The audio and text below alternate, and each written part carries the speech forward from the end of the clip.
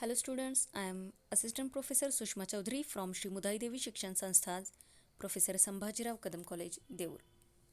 In previous lecture, we discussed about the classification and silent features of phylum Platyhelminthes.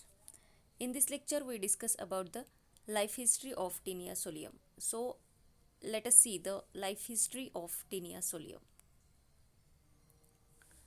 There are two species of tapeworm. One is Taenia solium and second is Tinea saginata, which is known as the beef tapeworm. Tinea solium is a pork tapeworm and giant among the tapeworms. Another species called Tinea saginata, which is beef tapeworm. There are the only two types of tapeworms dwelling in the small intestine of man, who is their primary host. Infection occurs in man if he or she eats raw or inadequately cooked cattle beef or pig meat, or when tapeworm eggs, which is called as oncosphere, enter human body through contaminated food or water. There are two larval stages. First one is a hexanth larvae, and which is later develops into cysticercus larva. When through contaminated food or water hexanth larva enters human body, it causes a disease called cysticercosis. Through beef, cysticercus enters human body and it causes disease teniasis. Hexanth larva has penetration glands. These glands secrete enzymes to digest host tissue and achieve entry in hepatic portal system. Pig meat is called pork. The infected pork shows small sized nodules over it as if it has a rash of measles. A single giant tapeworm may live in a man for about 25 years. The endoparasite is pathogenic and may cause teniasis or cysticercosis. Let us see about the morphology of tapeworm. The adult Tinea solium is about 108 to 450 centimeter long, which live in the intestine of man. Body is elongated, dorsoventrally flattened and appears like a tape or ribbon. Anterior end of body is narrow and posterior end is broad. The color of the body is opaque white, gray or yellow due to absorbed substances. The ribbon-like body is a chain of linearly arranged segments called proglottids. Proglottids, which is a self-contained independent unit of the tapeworm.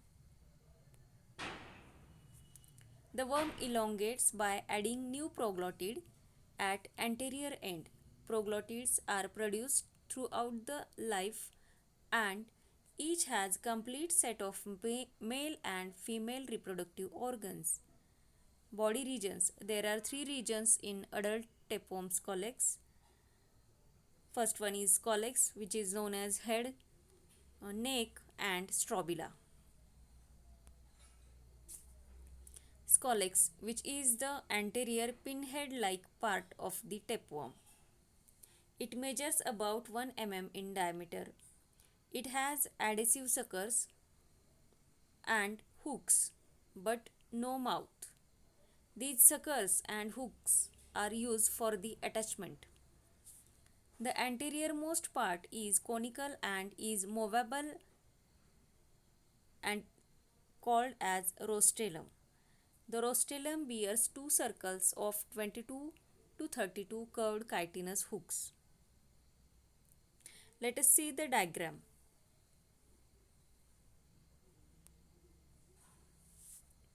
Hooks of anterior circle are larger than posterior circle. Just behind the rostrum, there are four suckers on the broader part of scolex. The suckers are hemispherical depression and are highly muscular. The hooks and suckers of Scolex help the worm to remain attached to the intestinal mucosa of the host.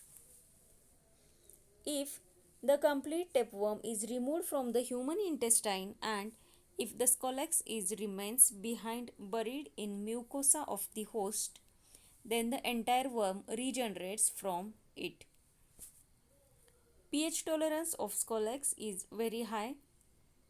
It remains unaffected by digestive enzymes of the host.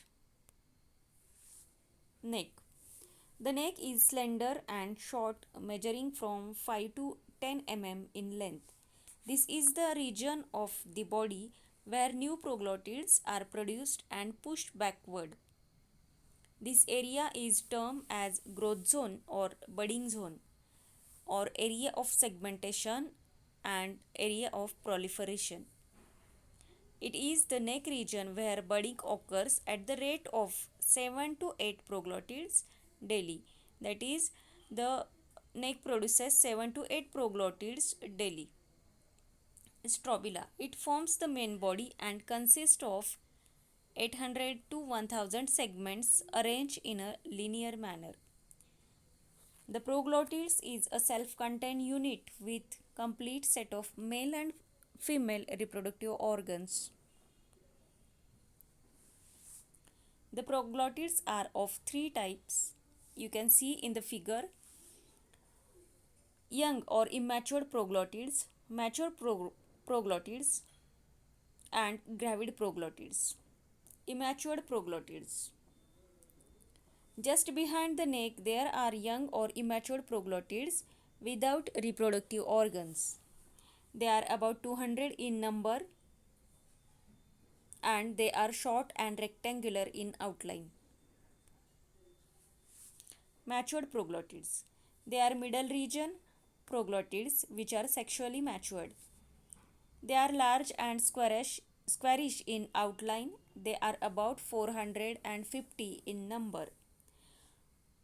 Among these proglottids, the earlier proglottid, which are 201 to 350, contain only male reproductive organs, and the posterior proglottids from 351 to 650 become hermaphrodite, that it contain the male and female reproductive organs. The matured proglottids produces both male and female gametes. Eggs are fertilized by the sperms of same proglottid or sperms of another matured proglottids. When the eggs are fertilized by the sperms of same proglottid, that is known is self-fertilization. And when the sperms are fertilized by the if the eggs are fertilized by the sperms of other matured proglottid, which is known as the cross fertilization. Gravid proglottids. The last 150 to 350 proglottids are longer and broader in outline. The gravid proglottid contains only uterus full of fertilized egg. Other organs of reproductive system are disappeared in these proglottids. The gravid proglottid shows highly branched uterus with numerous fertilized eggs. It contains about 30,000 to 40,000 fertilized egg. The gravid proglottids break off and pass out along with fecal matter of the host, that is man, and the process which is called as apolysis. Apolysis is a regular process in tapeworm where gravid proglottids are regularly cut off from posterior end of the body. Therefore, the tapeworm is known as apolytic tapeworm. In this process, the gravid proglottids are expelled in chains of 5 to 6 at a time. Apolysis is a unique phenomenon in tapeworm which limits the size of the body. Thank you for watching the video.